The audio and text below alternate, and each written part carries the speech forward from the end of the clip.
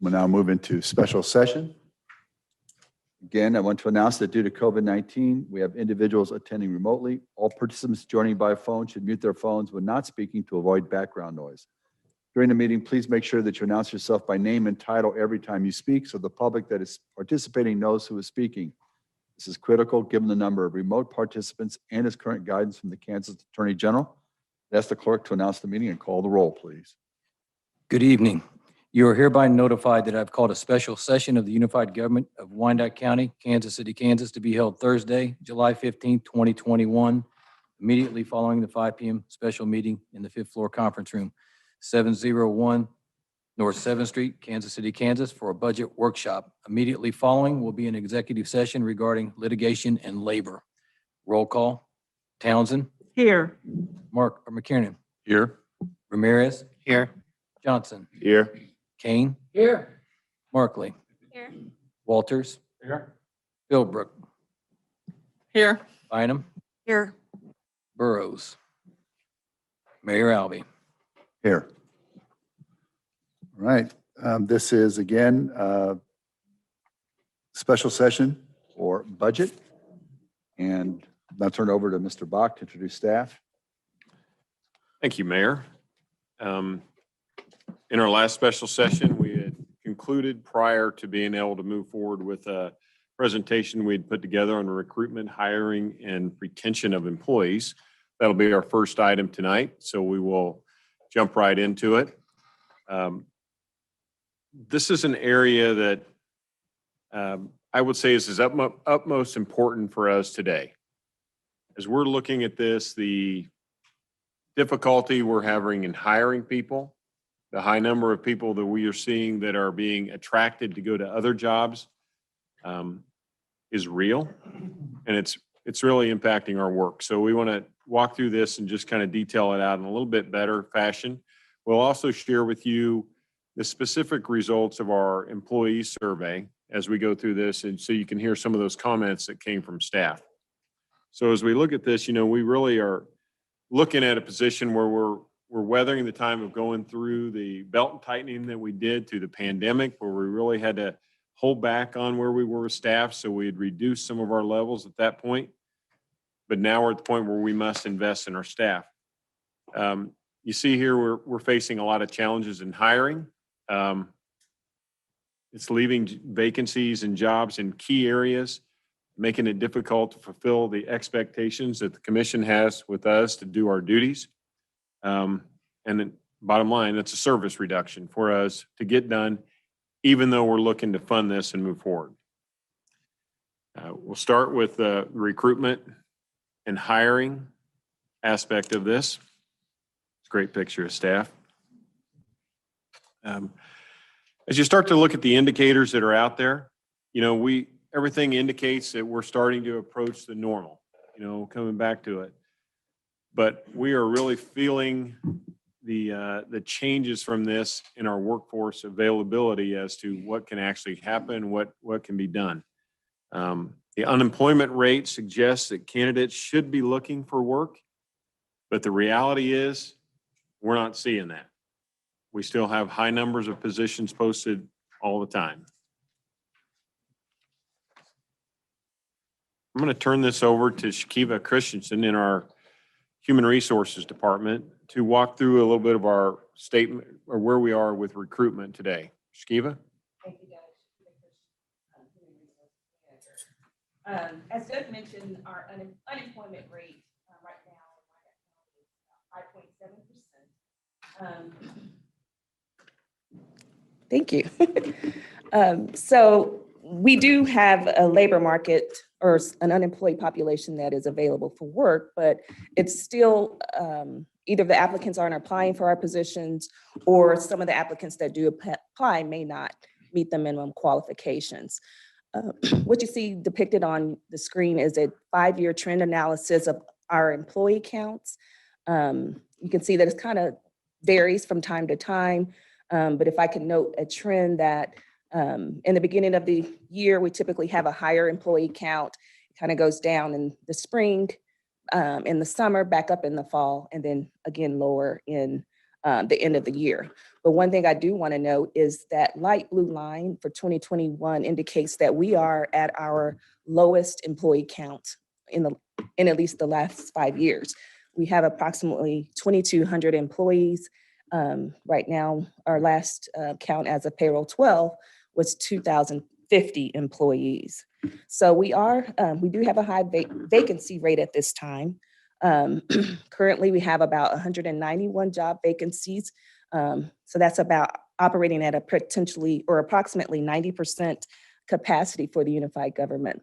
Noting that there are some departments that have a higher vacancy rate than others. Some of our problem areas include the appraiser's office, police dispatch, sheriff's department, and motor vehicle are some of the areas with the highest vacancy rates right now.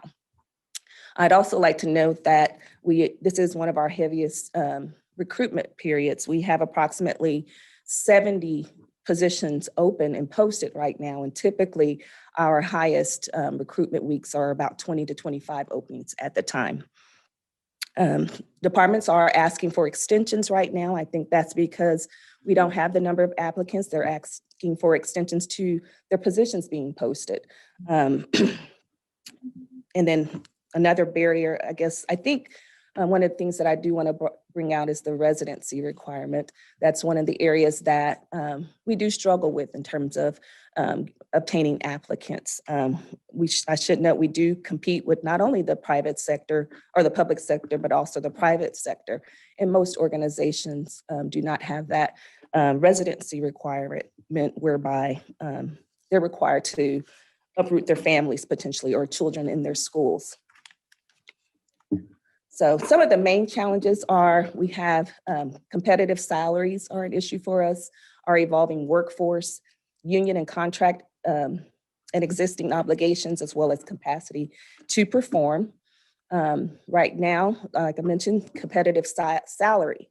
We're losing people in Johnson County. We're also losing them to the Board of Public Utilities as well as other agencies.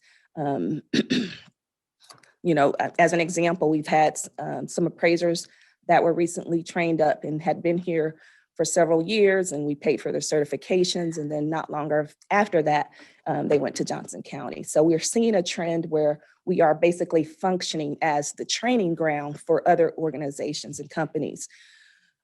We had a compensation study conducted in 2015. That was the last formal compensation study that we conducted.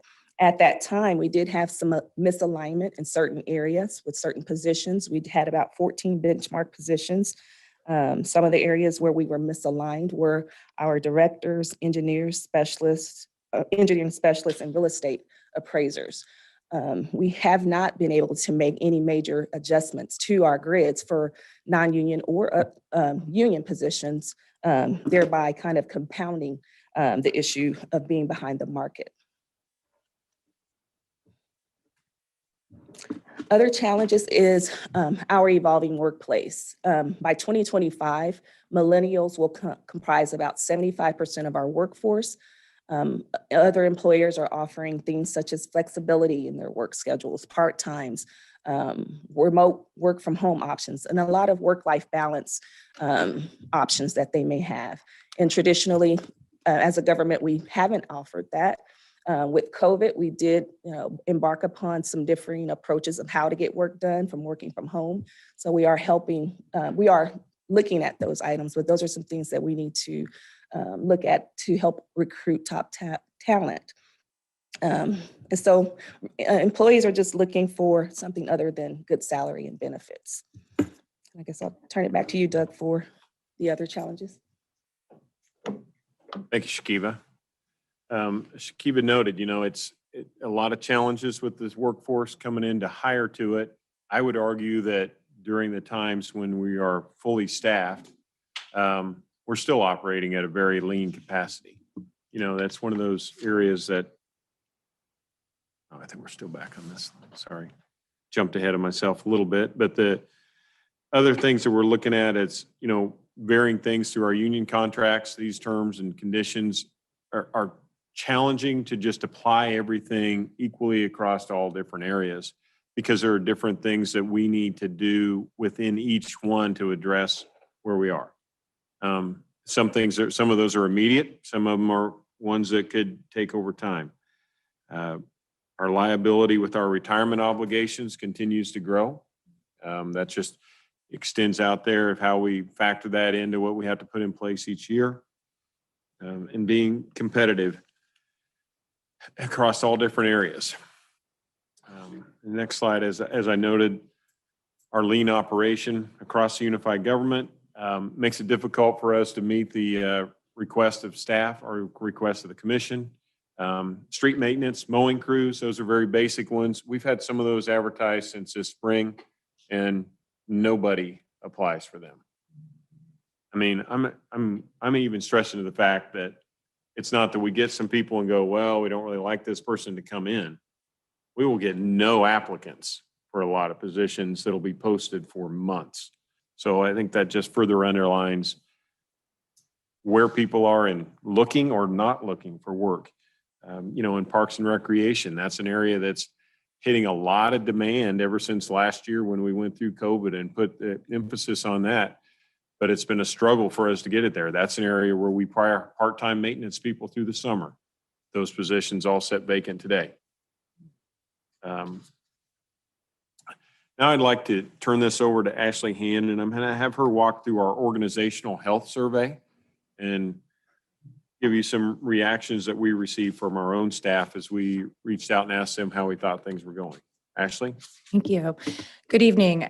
As Doug mentioned, late last year, the organization held a survey of employees, both paper-based and virtual, to collect input from our employee base on how they are perceiving their employment here. And it was used as an opportunity to kind of look not only at how we're performing, but to compare us to other benchmarks across both public and private sector employers across the country.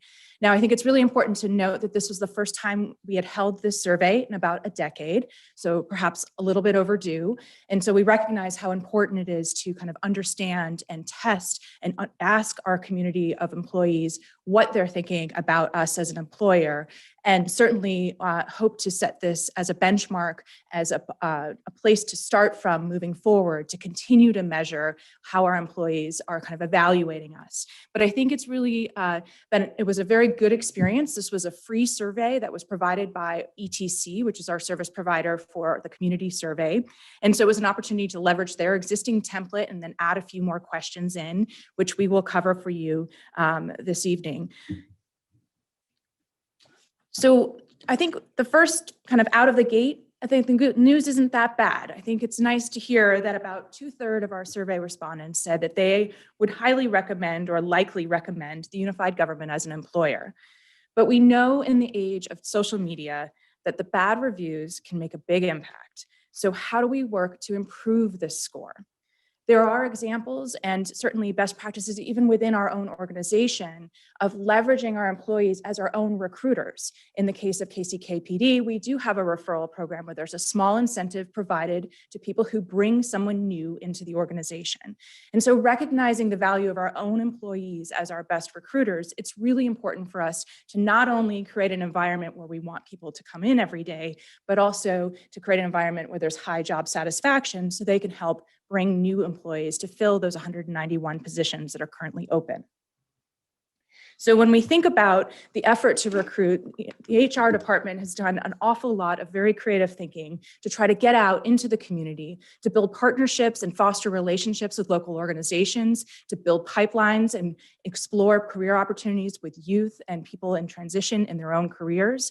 We've engaged in job fairs, educated through outreach tools. There's a postcard that has been developed for the Human Resources Department to send out that we're trying to kind of raise awareness about us as a potential employer.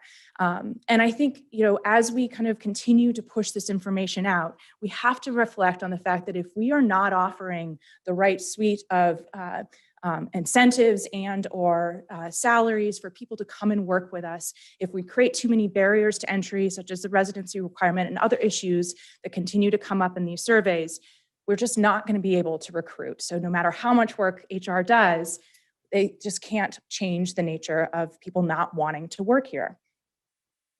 So when we look at the next issue, which is, of course, once we have you, how do we keep you? We have to really understand that we have happy, productive employees. And so there's a great insights that we've gotten from, sorry, Bridget, but this was such a good picture, we couldn't resist. But we really wanted to look at how we are doing in terms of staff turnover. And, you know, this is kind of showing a trend over time in terms of what happens when people leave or transfer out of their role. In 2020, a lot of people just held. There was a lot of uncertainty, a lot of discomfort with all the things that were going on in the world. People did not change their jobs. However, market indicators suggest that once the pandemic subsides, about 25% at least of the population is likely to look for a new job. So that is a considerable wave on top of the other externalities that we're facing as an employer. And then, of course, is the so-called silver tsunami. We have huge impacts when it comes to people who are eligible to retire in the next 10 years. And the finance department was able to provide their calculation of about 562 employees that are eligible to retire within the next 10 years. But not everybody is retiring when they are eligible. People are holding on longer because of healthcare and other benefits. So there are some people that are changing, but we still have to recognize that it's more than $23 million of liability if these employees that we kind of anticipate to retire in the next few years will retire. So that is a considerable impact on top of the other external costs that we have to bear. So succession planning and the loss of knowledge that we have to anticipate with these retirements comes at great cost to our organization. So not only do we have to plan for that, but we have to anticipate that there's going to be a lot of work on our part to bring new people into the organization, train them up to continue the level of service that we want and to provide to our community. And so when it comes to overall job satisfaction, generally people are happy. That's great news for us. And I think it's important for us to remember that not everything is horrible news here, that there are people who are quite satisfied with their job, but we need to move that 20% that said they were neutral to satisfied. We need to move more people from dissatisfied into neutral and maybe even higher. But those satisfied folks and the people that are neutral, we need to keep pushing the bar to move them because they will stay with us longer if they are happier. And then, so the survey helped us identify some of our strengths as an employer. And I think there's some really good news in here. People feel safe at work. They feel valued. They feel like they're being treated with respect.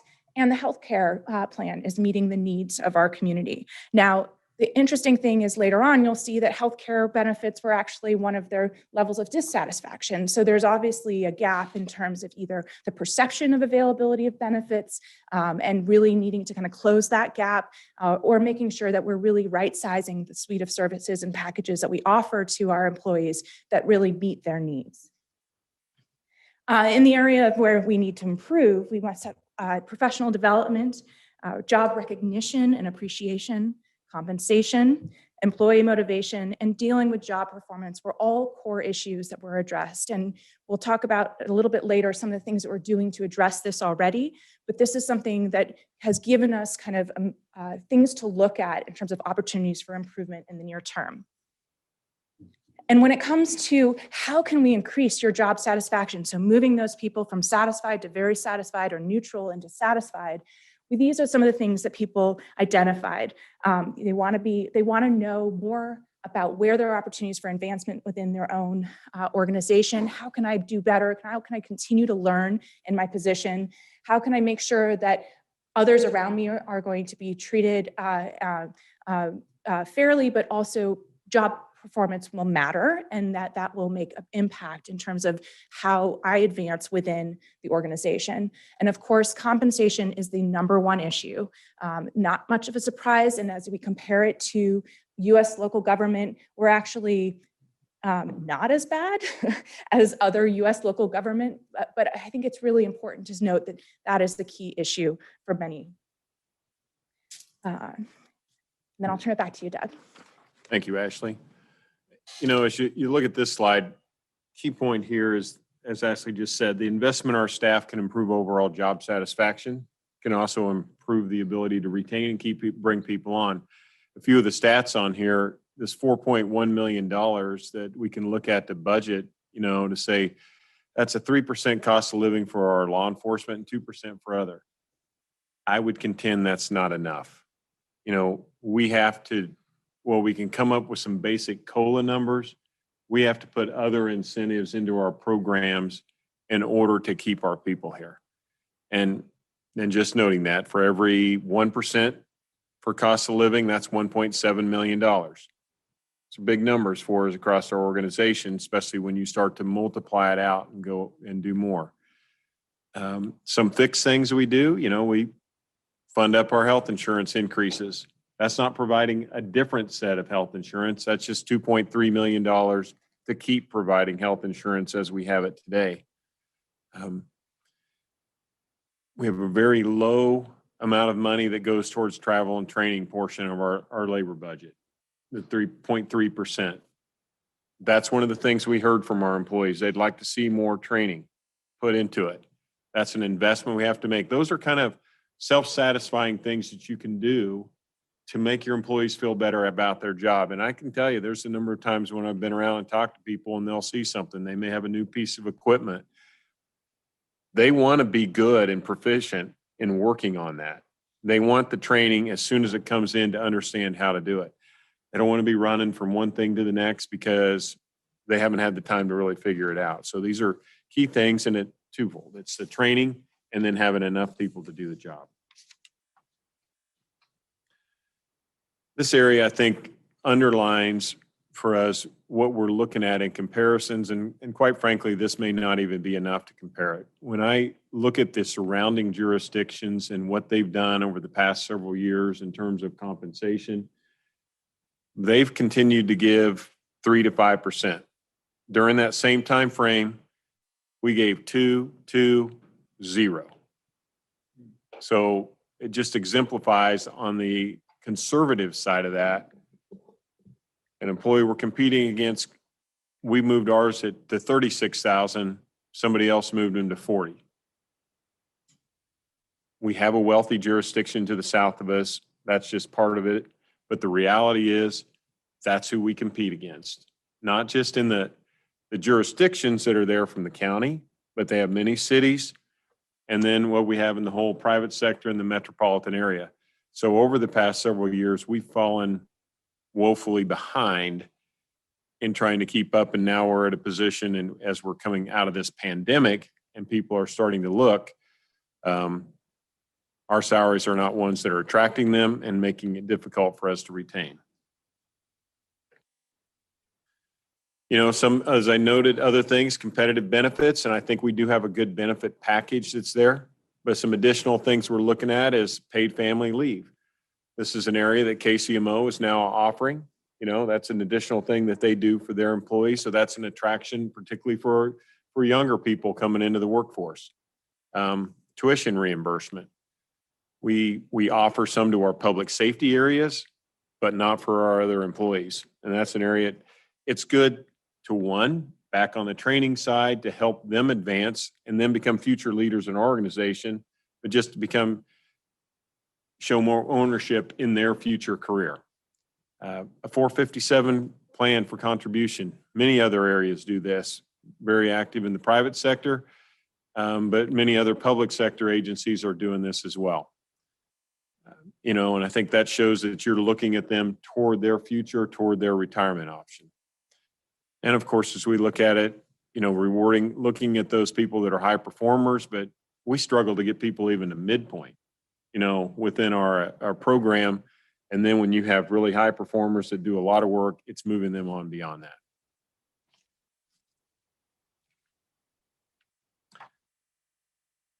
Thinking investing in our people today, that offering that on-the-job training for new hires or entry-level positions or some different things we can do. We've got the new training out there for diversity, equity, inclusion throughout the organization. I think more supervisory and leadership training for our employees to see how they can do. This is a great picture of one of the new training programs that we've done that Ms. Han is putting on. It's our Strategic Communications Fellowship. when this went out, there was a large number of employees that said they'd like to partake in this. And I think that just underlines, they were giving no special benefits or anything to this. And I think all these people know whatever work they didn't get done on the day they spend working on this a month, it's going to be waiting for them on Monday morning when they come back there. So they've just added to their workload in order to help improve themselves as part of our workforce. But we couldn't say yes to all of them because we could only do so many in the class. And we feel really good about this program, and there's more we can do. Some of the other comments that came across from the survey, a lot of good ideas, that were out there. And I think these are just things you can take note of. We did go through this survey. I think I noted that to you back we did with our employees. We had several hundred employees that signed on that day to listen to the feedback that came in for the survey in one of our all employee meetings. And these are just some of the side comments that came about through that. And there's a lot of great ideas in there. So in summary, I think this is one of those things where we have to focus on where we are, and we need to provide a lot of training opportunities, and we got to catch up with the market. And that means that's some aggressive movement we have to do. And that's where we are today. So in closing that, and we'll entertain any question you have, but I think we all recognize the future of where we are begins with our workforce and the people we have in our community. And we will answer any questions that you may have regarding this presentation or thoughts or ideas you have. Mayor? Commissioner Bynum? Thanks. A couple of thoughts. The notion of a 457 plan would be in addition to what we currently do with capers, which if you could explain, I'm going to guess that since we have a $200 million pension liability, that we're making a capers contribution like the employee is and we are. Right. And that's what funds one's retirement. And your one suggestion is, in addition to that, a 457? Yeah. Okay. And just to be clear, we have a 457 program today that's available for our employees to invest in on their own. I see. 457, and for anyone that don't know, I mean, there's 401k is typically what people hear, private sector. 457 is a plan that's designed for public sector employees. So it's there for employees to invest in. The comparison to CAPERS, the Kansas Public Employees Retirement Program, is set out, and it has changed immensely from the day that I signed on, and the value as a pension and a defined benefit going forward to where it is today, where it's more of an investment fund. The day I retire, I'm going to know what my payment will be for the rest of my life. Employees that are coming on now and since 2014 don't have that same assurance. It's an amount of money based on how much money they're making over time. So what was once a very attractive thing for public employees to look to our sector and say, yeah, I want to go to work for local government, state government, because I know where that goes for the future, that doesn't exist the same way. And so we look at the 457 plan as an employer, I think it's a push to help our employees for their future. If they put 1% in, we put 1% in. It's just look at it from a matching perspective up to a certain amount. Now, effectively, that's a raise. If we do something like that, and it can be there in different categories, but it is a raise that goes toward their retirement. And that would be the different, and it's an attractive thing. I've been surprised in talking to how many young people that will ask that question or recognize that, because I see many times you think people don't think about where they are, but if they get into a job market somewhere and they see that there is a matching fund to it, and then you don't have it, you're missing one of the areas. Commissioner Johnson? Thank you, Mayor. I have to turn on my camera and my microphone here. I have two questions. Doug, Shakiva, do you have any recommendations that you have for us this evening relative to the issue that we face with regard to our staffing issues? Are there any recommendations or thoughts at this particular time, or do you just want to hear from us? Well, there are a few different areas that we are focusing more on. I mean, increase in pay is one thing, and some hiring bonuses for some unique areas that are very difficult. You've heard that out there. You see it in the service industry is really doing it big now, that from people coming to work in restaurants or bars or whatever, and they're saying you get $1,000 hiring bonus. Those are some similar things that we feel like we need to do in a few areas. And those can have some immediate impact. Hopefully it would have an immediate impact on staff, but it's also an immediate impact on operations and our cost. So we're kicking around a few of those areas, but we certainly would be open to additional ideas. Will you all be coming back to us at any time with any recommendations that we would need to approve or not approve? I think if we were to, I guess I'm looking at it from a perspective of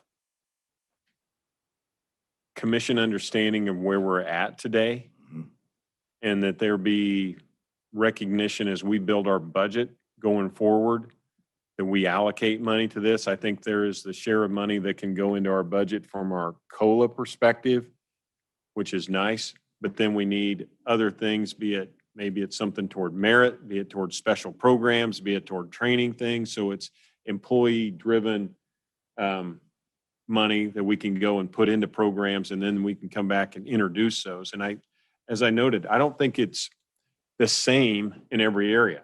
I mean, and that's the hard part of even catching the numbers that Shakiva went through those to talk about where we are in vacancies. We have some areas that are fully staffed.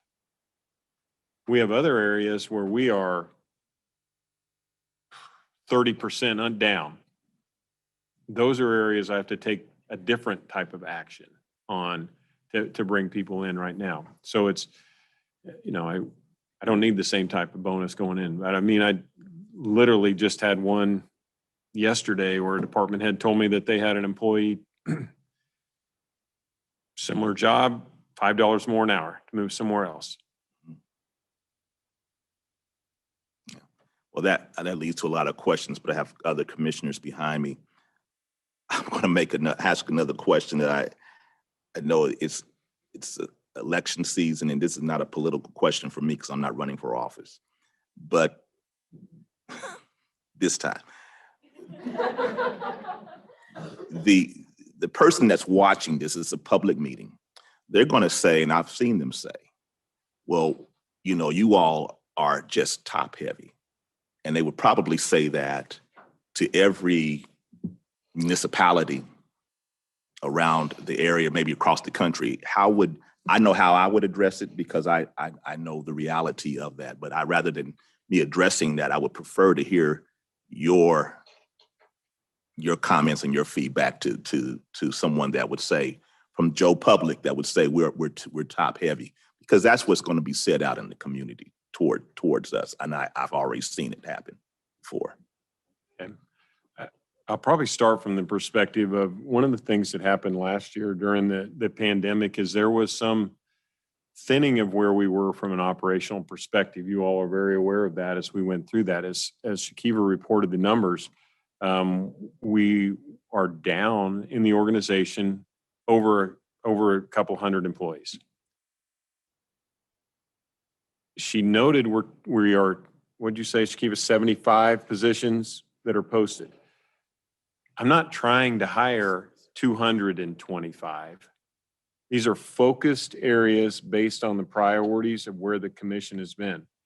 These are positions in public works, positions in parks and recreation, positions directed toward our communication efforts. They are ones that are very focused to make a difference, make an impact on our strategy.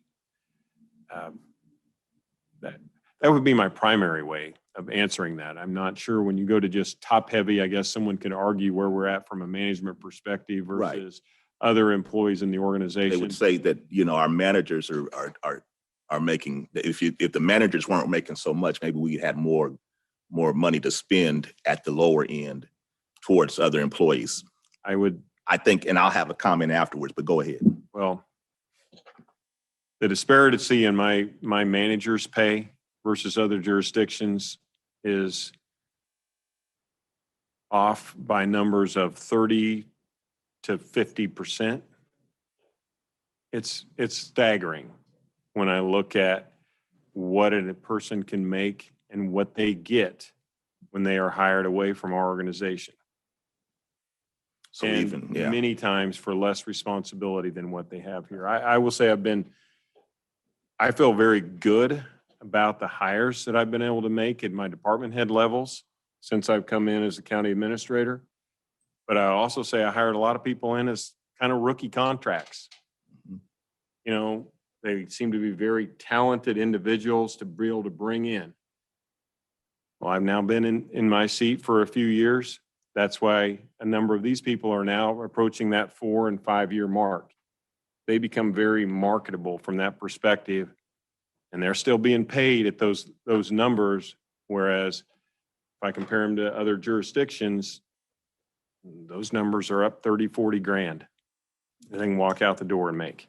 So I've got to do more to incent them just as much. Yeah. Unfortunately, they know that. I think everyone else can look our salaries up. They can look up salaries in those other areas. And I think that's important for people to understand that are watching. This is something that is a challenge from the very top of the organization all the way down. Absolutely. This is not something where if you just cut here, you can just put it here. If you cut at the top, we're still going to lack good leaders that are leading our departments. And then comparatively, they could, as you said, potentially go out and make more money somewhere else. And so this is a challenge from the very top of the organization. I want those persons that are watching to understand that this is not something that we're just covering up as a commission, that, you know, we want to just feed the ones at the top and everyone else just gets what's left over. We have a challenge right now that's before us from the very top of the organization all the way down. So with that, I will relinquish the floor. Thank you. Commissioner King. Well, I'm a firm believer that you should grow within. That's how I was when I worked at General Motors, that you work your way up the ladder. And when you get there, and yeah, you made some good hires, and then you've made some different hires. But if you're an employee and you're told you go get a degree and you'll get promoted and you go get this degree and you didn't get promoted, it's disheartening. And then if you're at that third level trying to get to the second or the first level and they bring somebody in over the top of you, you're disheartened. And that's what I hear. And employees get upset. You know, I wouldn't appreciate if they brought somebody over the top of my head. Neither would you. And there is a big difference on at the bottom of the tree, how much is in on the top of the tree. And there were some significant raises made to the top, and I think there should have been the same raises at the bottom. I think all employees should get a raise, but I think it should be the same. And I get frustrated with that. But, you know, I was talking to Chief Oakman earlier tonight, and he's going into the schools. And he's going to start out with the freshmen and the sophomores. And we're going to use our resource officers that are in those schools to help guide the kids that aren't going to go to college. We need to do that in all levels. You know, I do the career jumping at the schools. So one time I'm a construction worker and the next time I'm a commissioner. I've never seen us at those things. I don't know why we wouldn't go. If we get these kids, it's freshmen and sophomores, and said, hey, you want to be a sheriff, police, fire, or whatever, or you want to be a public works employee, because not every one of these kids is geared to go to college, and they don't need a college degree to work here in most places. So we need to tap our kids. And we need somebody to go to these schools. I told the chief I'd go with him. You know, because anybody wants to be a construction worker, come on. Get a craft, make $80,000, $90,000 a year with $60,000 a year retirement. But we have the talent here and we need to go look at it instead of looking outside the community. Commissioner Ramirez. Thank you, Mr. Mayor. I'm going to piggyback off of just what Commissioner Kane was saying about going into our schools. You have Cerner, KU, all these big organizations being aggressive, going into schools, trying to recruit employees. We should be doing the same. We're not Cerner, we're not KU, but we should act like them. We should be aggressive and trying to get our community members to come work for us. We're just as great as an organization, just as Cerner and KU.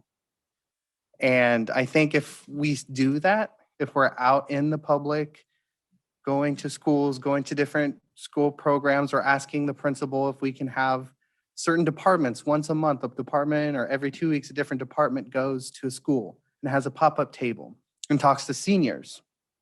Because not every senior is going to go to college. They're going to go to a vocational school, or they're going to go and help out a family business.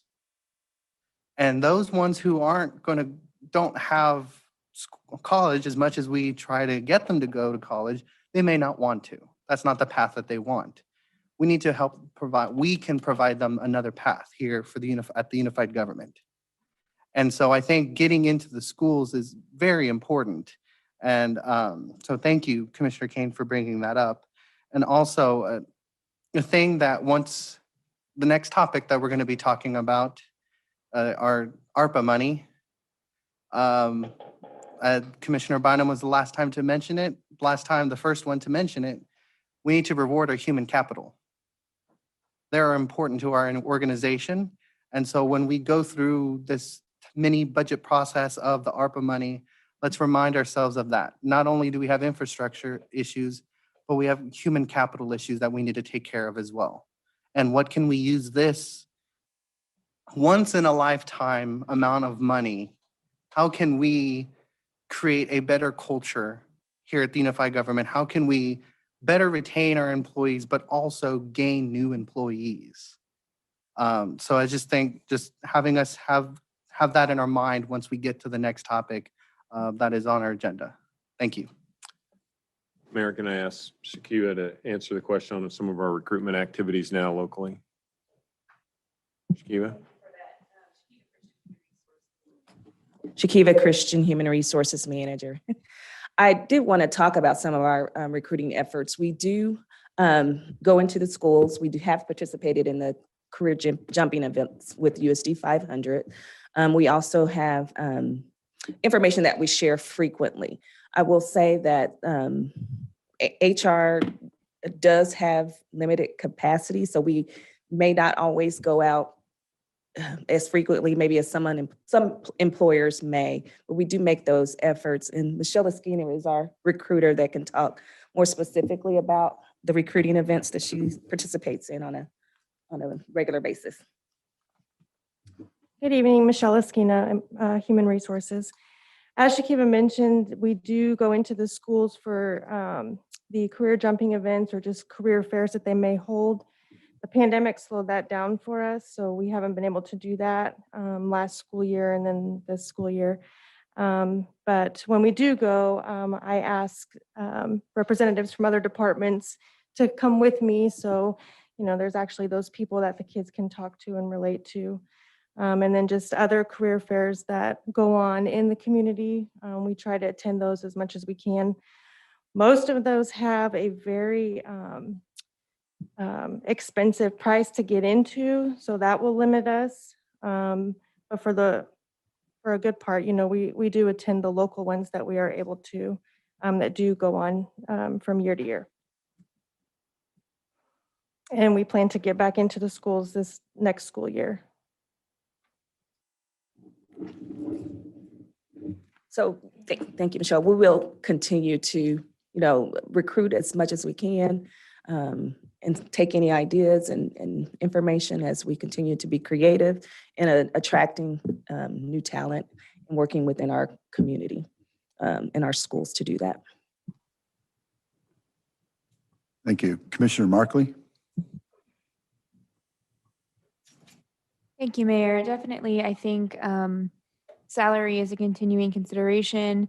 I wanted that salary study from the beginning. Now it's years old, but I still think we need to figure out how to align our salaries as best as possible with our competitors, and that's obviously important to retaining employees. I love the idea of doing recruitment bonuses. We do that at my normal job. It really compels people to go out and find people that they think are good, because nobody wants to work with the schmuck, right? So when they go out and recruit somebody to get their recruitment bonus, they're going to find somebody who's going to do a good job because that's who they want to have work with them. And then they're just even more invested in the unified government when they've brought their friends on to work here with them or coworkers that they enjoy spending time with. So would definitely support some consideration of that. I think that's salary increases can be super expensive. Those bonuses can be maybe not as expensive because they only go to people who earn them by recruiting folks. So that's an option, I think, that can kind of fill in the interim and sort of bolster our recruitment efforts. And it just really challenges people to go out to their network. And we've seen a lot of success with it. So all on board with that idea of doing some kind of recruitment bonus for the employee who brings on somebody who stays for a certain amount of time. You have to tie that in there, who stays for a certain amount of time here at the unified government. So I would just express support for that and for continuing to consider how to, it can't happen overnight. We don't have the money to make everybody's salary what it should be overnight. But my goal when we initially got that salary study was for us to see where we needed to be and to make a plan to get there. The plan to get there didn't really maybe happen as much as I would have hoped, but I think we still need to make the plan to get there and say, okay, well, we need the salary for this position to be over here. We can't do it all in 1 year. How can we budget for it year over year to get the salary where it needs to be? We need to make a long-term plan for that. Commissioner Philbrook? Well, so I've been fortunate enough to be involved with the workforce partnership since 2013. And it's my fault that my commissioners don't know as much as what's going on in the workforce area, because I will tell you that the Kansas City, Kansas Community College, along with the district schools and workforce partnership, along with Wyandotte Economic Development, have been working on pipelines for people to get better education along these pipelines to get certifications. I would say maybe what lacks, and don't take this personally, UG, is maybe us getting our types of jobs we need filled into that list so we can create those pipelines through the schools and help get folks into the UG. I don't know that we have done that, and I haven't heard that we have, but I would encourage us to do that.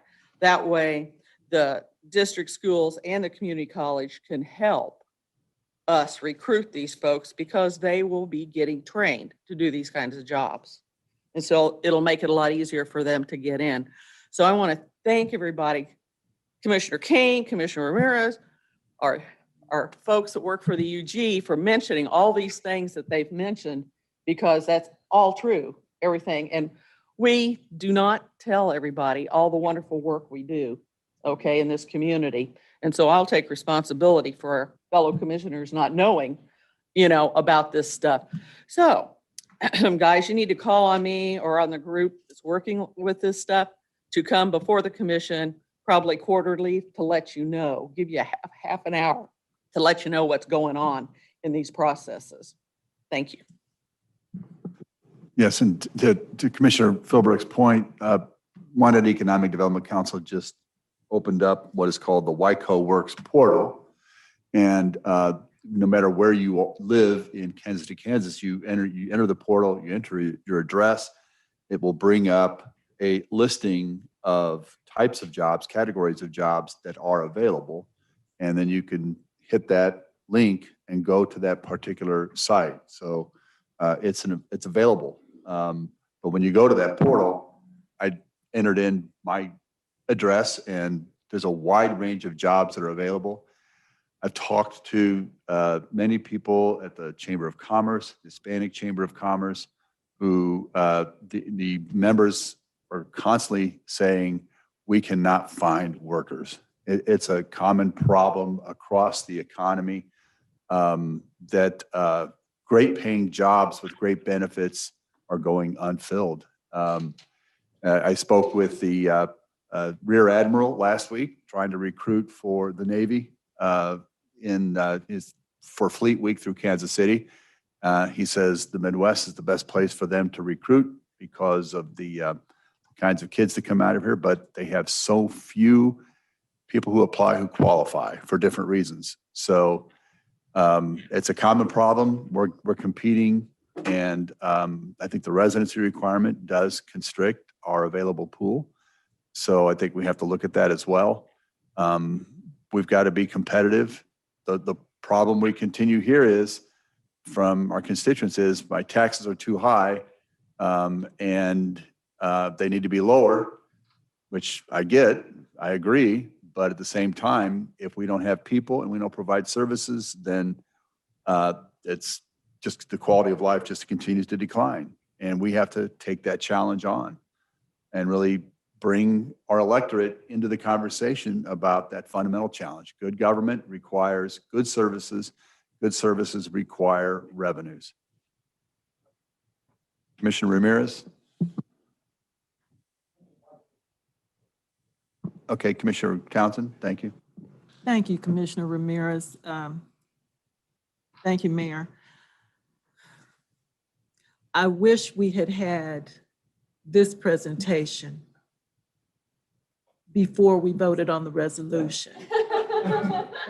Because I'm sitting up here literally feeling sick to my stomach, thinking now that we know we've just set the max for this budget. So I don't see a solution there with addition unless there's some subtraction, substitution going on. And as the mayor just said, we're kind of thin on a lot of ways already.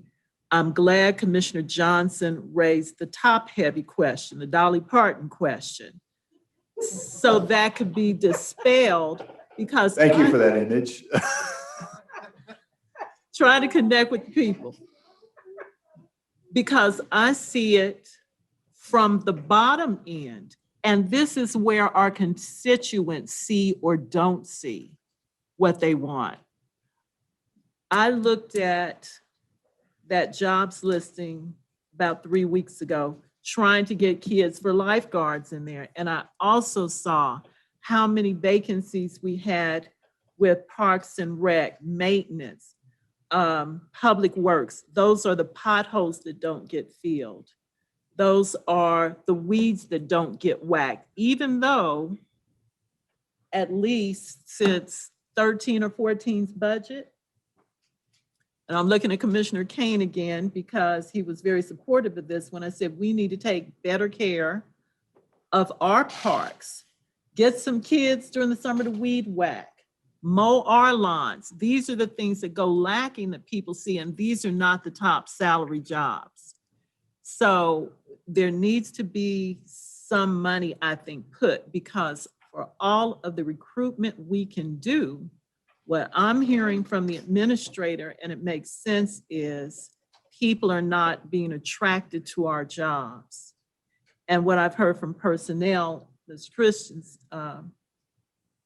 presentation, is that we are in competition with other municipalities who are paying more.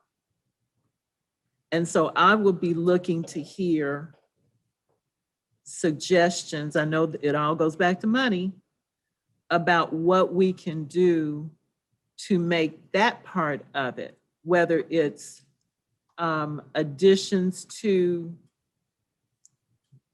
what is it, the 547, I'm thinking about federal, which does put in money, matching funds. So that is attractive, long-term gains, increase in the hourly wage rate for our employers, more training. That does make people feel more valued, but it makes them more efficient.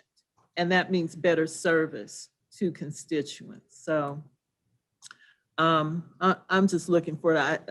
I just have to say I was just sick, after this, but money isn't the only thing, but I think it's a big thing in helping to attract the people that you talk to in terms of recruitment. Because with the internet, people can see what's going on all over the world. It's not as big as it used to be because of technology now. So, and I just want to say thank you to all of our employees who are here and working with limited resources quite often, but they're still here. One question I'd just like to know, if someone knows, we have the residency requirement here. Do we know what that looks like in a lot of the Johnson County municipalities that we've lost people to?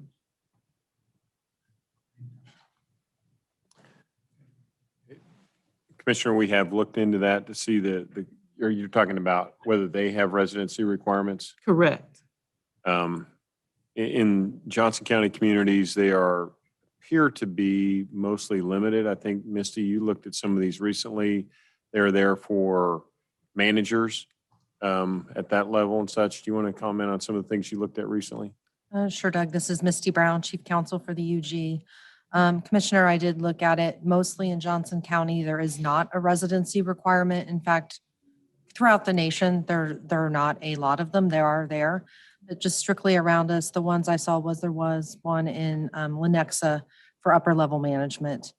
And that's the only one that I found. Thank you. That's an eye opener. So it's not all money, but that's a big one. Thank you. Commissioner Philbrick?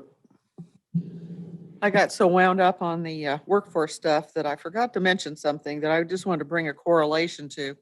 And this is about workforce. And thank you, Commissioner Townsend, for bringing the correlation. I'm just going to take a little bit further because you mentioned public works.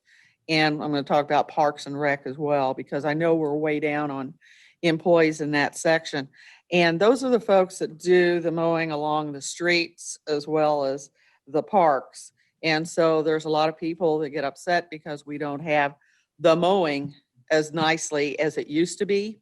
And it's a couple of reasons. One, because we changed our policy, but not only that, we also don't have the power, the people to keep up with all of that. And so, shame on us in some ways. Sometimes we try to make things better and don't make it better.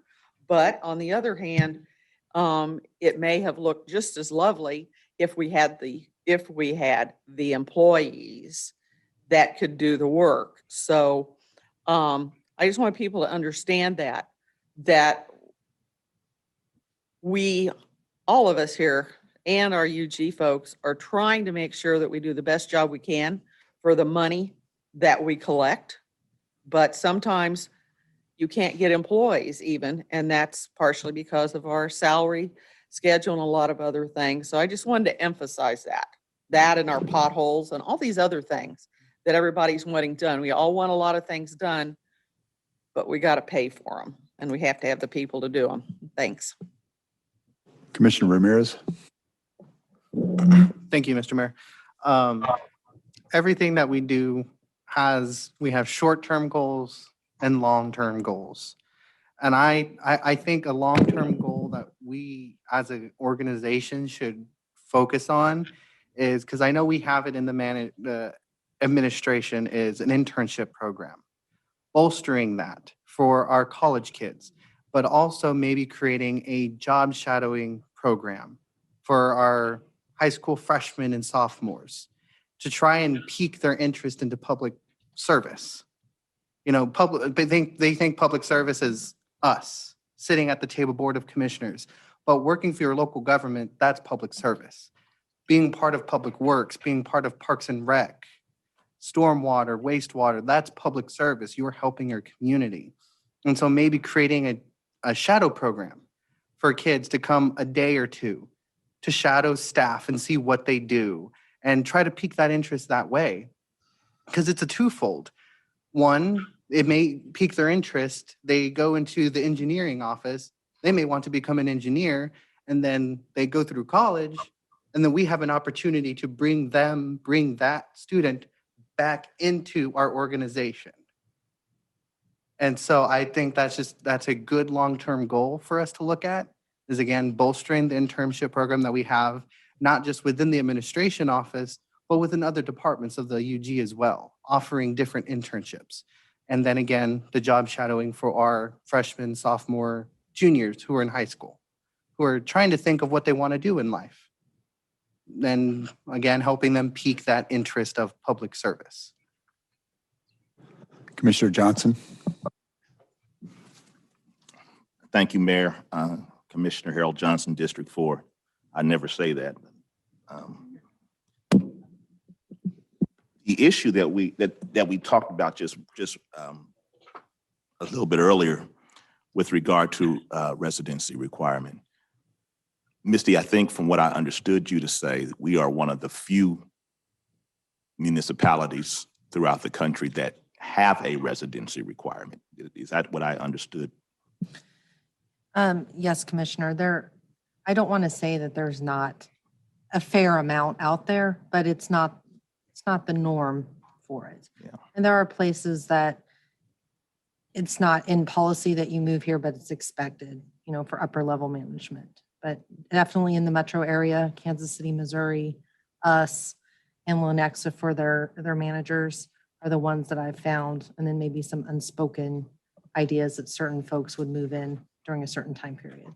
Ms. Brown, you might want to pull your microphone a little bit closer. So that is to say that every other city, county in the region does not have a residency requirement outside of the ones that you identified that do have a residency requirement. Well, I would say Kansas City, Missouri has one, Lenexa, us, I believe Topeka has one.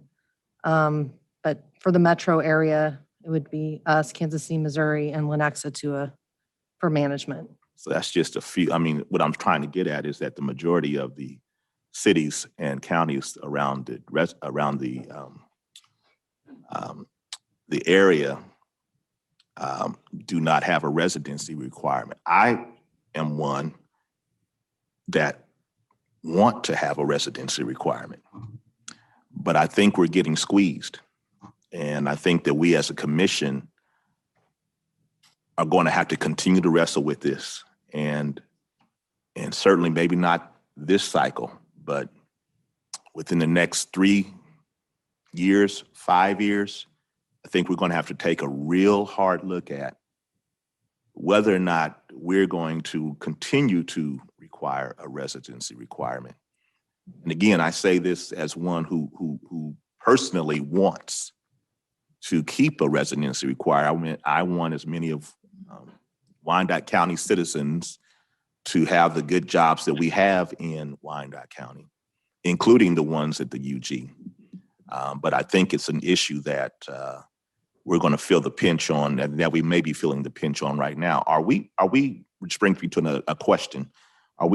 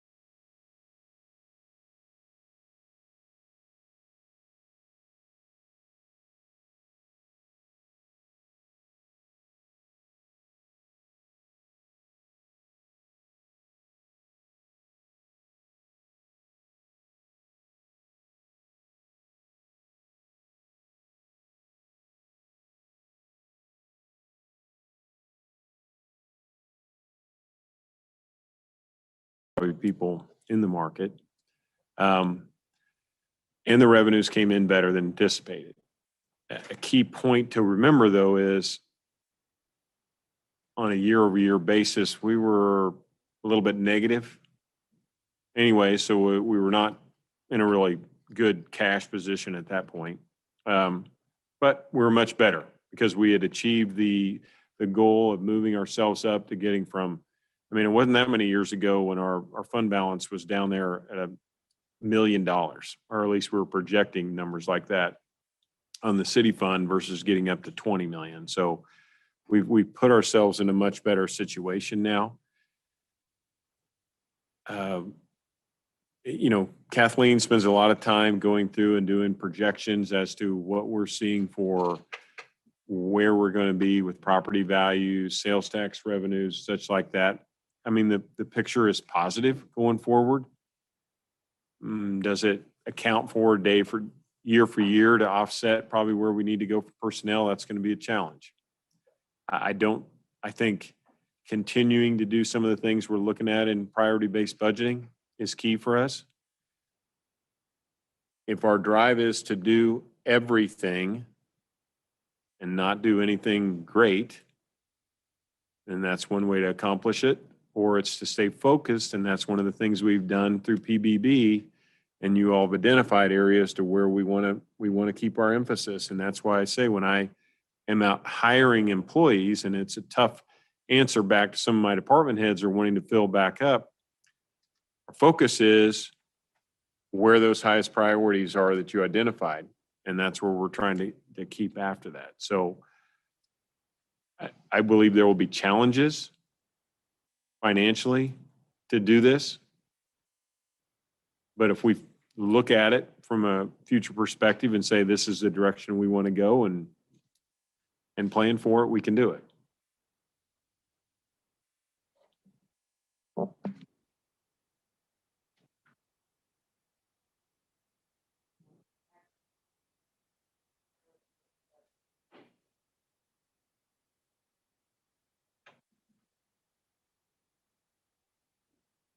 All right, thank you. Appreciate that. And this is a conversation, obviously, we'll have to continue to look at. This is central to our mission. It's our capacity. It's if we don't have the people, we can't get done what our community deserves.